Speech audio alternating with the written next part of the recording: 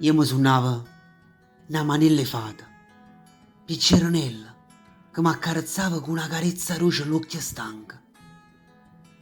Io mi suonava una mucchella tenera che mi passava in fronte e io ero felice.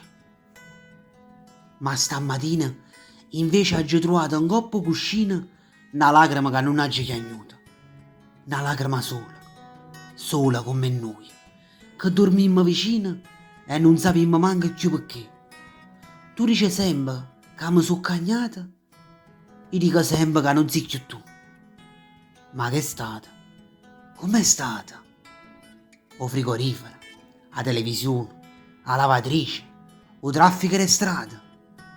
Ma che è stata? Com'è stata?